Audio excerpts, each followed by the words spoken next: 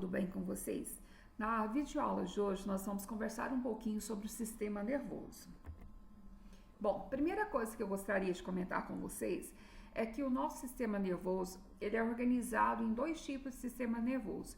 O sistema nervoso nós chamamos de central, que é constituído ou composto pelo encéfalo, pela medula espinhal, e o sistema nervoso nós denominamos de periférico, que compreende os nervos cranianos e os nervos que nós chamamos de raquidianos. Bom, vamos entender um pouquinho mais então dessa estrutura e do funcionamento do sistema nervoso.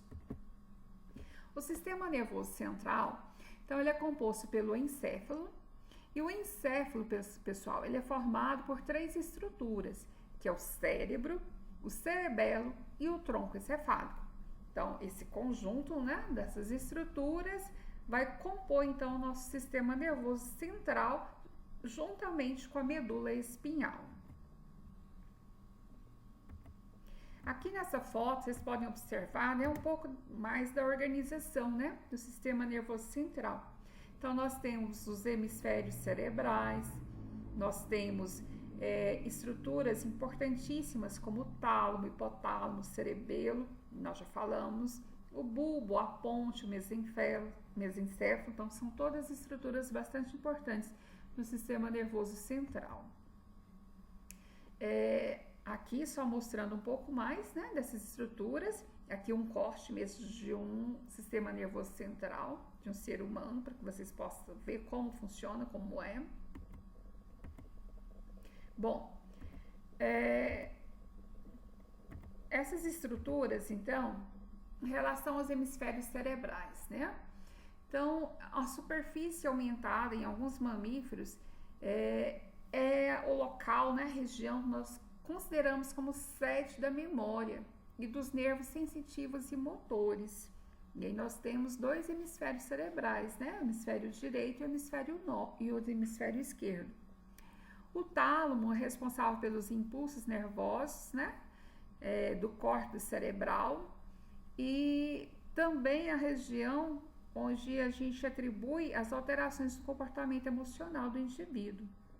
O hipotálamo já é responsável pela regulação neuroendócrina, então vai controlar a nossa temperatura corporal, vai regular o nosso apetite, a osmolaridade, o sono, a emoção, o comportamento sexual. Então, são todas responsabilidades dessa estrutura que nós denominamos de hipotálamo. O cerebelo, é responsável pelo equilíbrio, pelo tônus muscular, pelos movimentos rítmicos e pela aprendizagem motora.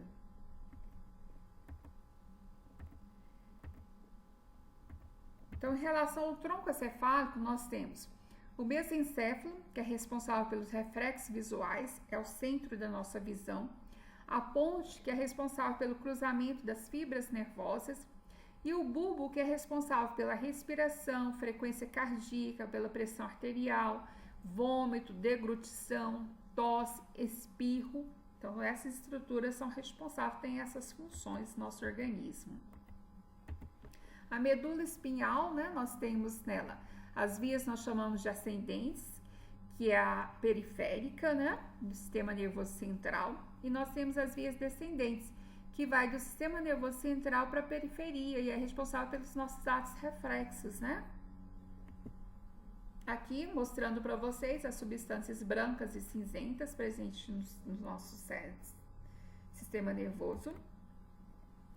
O sistema nervoso periférico, Então, ele é constituído, como nós falamos, dos nervos, Então, aqui a gente mostra para vocês a estrutura de um nervo, tem uma parte chamada de gânglios nervosos, a bainha de Melina, o axônio, que são das células nervosas responsáveis por produzir e repassar os impulsos elétricos.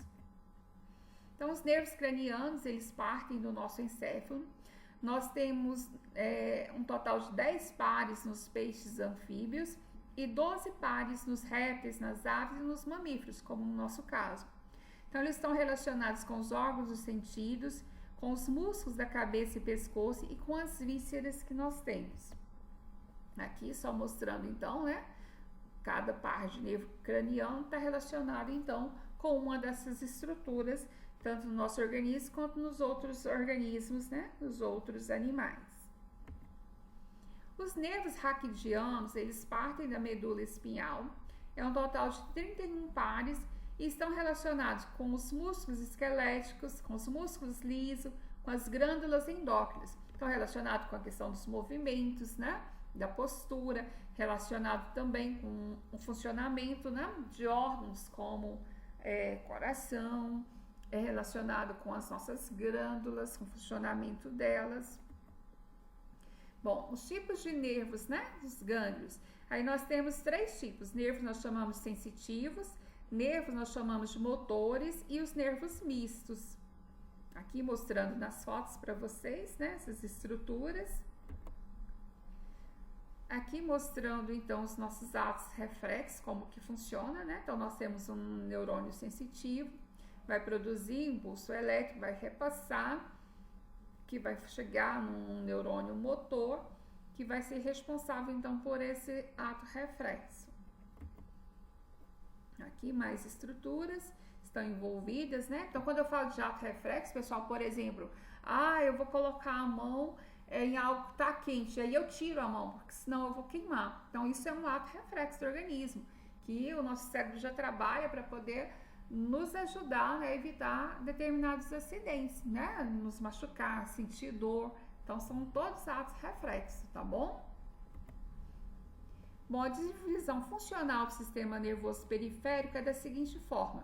Sistema nervoso periférico nós chamamos de somático, com a presença dos músculos, né? Que vai atuar nos músculos esqueléticos, dá uma resposta voluntária para o organismo. E o autônomo, que atua nos músculos lisos, cardíacos e sistema endócrino, que é uma resposta involuntária. Pessoal, a resposta voluntária depende da minha vontade. Por exemplo, né? Eu quero correr, pular. Eu tenho vontade sobre isso. E aí, nesse momento que eu vou fazer essa ação acontecer, o sistema nervoso periférico envolvido é o somático. Já o autônomo está relacionado com respostas involuntárias, não depende da minha vontade. Por exemplo, eu não vou falar ao coração, para de funcionar, o coração funciona. Não, o coração ele funciona independente da minha vontade, tá? E aí várias outras coisas que acontecem no organismo, nosso sistema endócrino, né? Nossas glândulas produzindo o tempo todo, substâncias fazem nosso corpo funcionar. Então não depende da nossa vontade. Então isso é uma resposta involuntária e é controlada pelo sistema nervoso periférico autônomo. Beleza, galera? Bom, o autônomo ele pode ser ainda organizado em 2 tipos. Autônomo simpático, que vai estimular ações que mobilizam energia. Por exemplo, em situações de estresse, né? Então, eu tô andando ali pela rua e dou de cara com uma cobra. Então, é uma situação de estresse, eu vou precisar reagir a isso, por exemplo, correr, né? Me afastar daquele animal que é perigoso. Então, o que vai estar envolvido nesse momento é o meu sistema nervoso periférico autônomo simpático. Já o parasimpático, ele estimula principalmente atividades relaxantes, né?